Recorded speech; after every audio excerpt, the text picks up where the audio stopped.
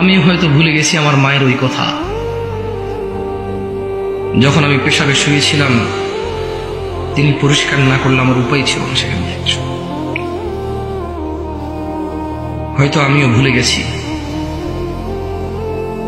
আমি পড়ে গেছি, তিনি আমাকে না তুললে আমার পুরো গায়ে কাদা যুক্ত থাকত।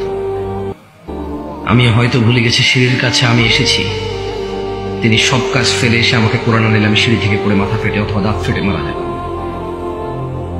হয়তো আজ বক্তা হিসেবে আমিও ভুলে গেছি সেই কথা, যে আমার মা নিজের জন্য ডাল আর ভাতের ব্যবস্থা করে আমার জন্য গরু দুধের ব্যবস্থা করেছিল যাতে আমার পুষ্টি হয়। হয়তো আমি ভুলে গেছি আমার দাদির সাথে ঝগড়া করেছে আমার মা শুধু আমার খাবার নিয়ে। হয়তো আমি ভুলে গেছি আমার বাবা বেকার ছিল,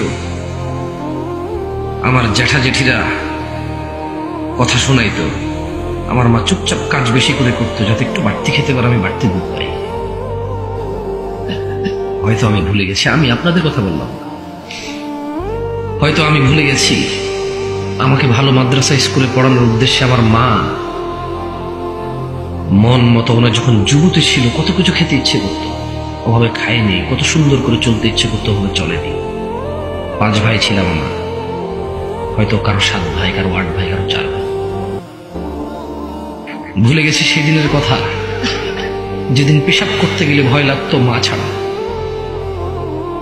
ঘর থেকে বেরোলে জিনে ধরবে, ভূতে ধরবে, কুকুর কামড় দেবে, মানা হলে হবে না। সেই দিনের কথা হয়তো আমিও ভুলে গেছি, কিন্তু আল্লাহ নবী সাল্লাল্লাহু আলাইহি ওয়াসাল্লাম বলেননি। তিনি বলেছেন পৃথিবীর সবচেয়ে বড় অপরাধ আল্লাহর সাথে শিরিক করা, তারপরে ওয়া হুকুকুল ওয়ালিদাইন, পিতামাতার অবাধ্য হওয়া। কতটুকু অবাধ্য?